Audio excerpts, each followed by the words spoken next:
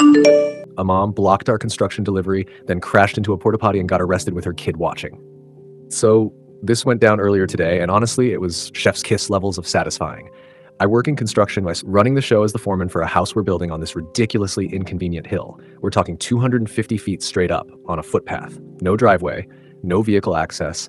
Every single piece of this house, every beam, board, nail, has to be lugged up by hand. It's like building a home in a place where homes shouldn't be.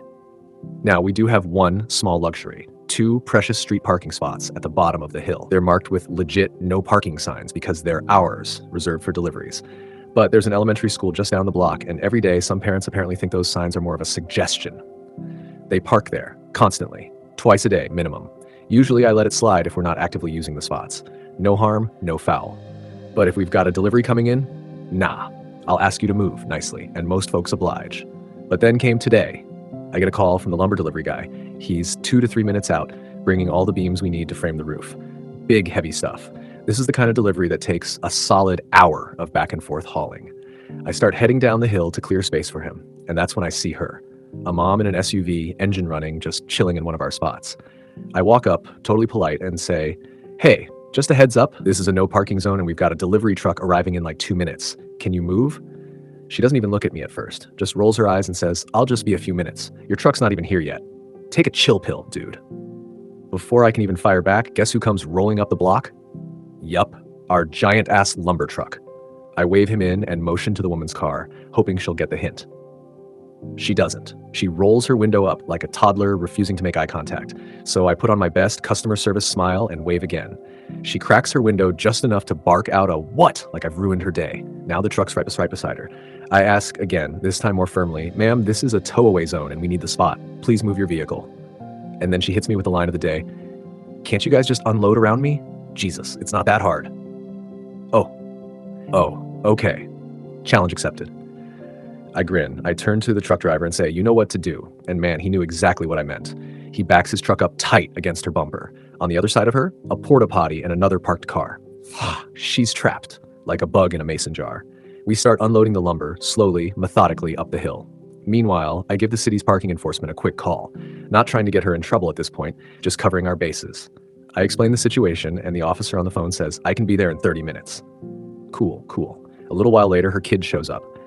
Now, this is where the fun really begins. She finally realizes that this truck is so close to her driver's side that she can't out. So she awkwardly crawls across the center console, trips over the gear shift, and flops out the passenger door like a scene from a slapstick movie. She gives me the death stare as she straps her kid into the back seat. Then she storms over and demands, "I'm in a big hurry. You need to move your damn truck right now so I can go." Before I can say a word, my delivery guy, with a devilish twinkle in his eye, goes, "Ma'am, per company policy, I can't move the truck with unsecured lumber. It's a safety thing, sorry." She explodes.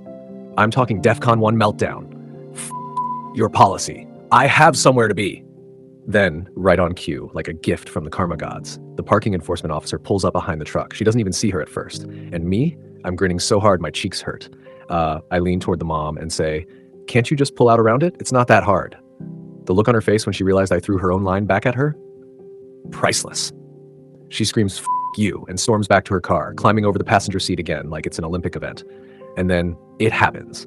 She slams the car into reverse, floors it, and smashes into the porta potty. Yup, blue liquid everywhere. Then she throws it in drive and tries to drive on the sidewalk. The officer, the driver, and I are just standing there like, is this really happening right now? Her car gets stuck halfway over the curb, wheels spinning, and we can hear her still yelling from inside. That's when the officer walks up and tells her to get out of the car. And her face? Straight from smug to oh no. Busted. She gets cuffed. Right there. Officer calls in backup, and the next thing we know, she's sitting on the curb, the same one she tried to drive over, while 2 officers figure out what charges to hit her with. She's still yelling, claiming we said she could park there, that we never asked her to move. The traffic officer goes, "Ma'am, I was the one he called when you refused the first time. I know exactly what happened." While my crew finishes moving the last of the lumber, we give our statements. The truck driver wraps up and rolls out. By the end of it all, she's hit with child endangerment because, yep, kid was in the back during her Grand Theft Auto moment, reckless driving, destruction of property, or rip porta potty, and driving on a suspended license. Car, towed. Kid, picked up by grandma. Mom, off to spend some quality time behind bars. And me, just standing there, shaking my head like she really tried to pull out around it.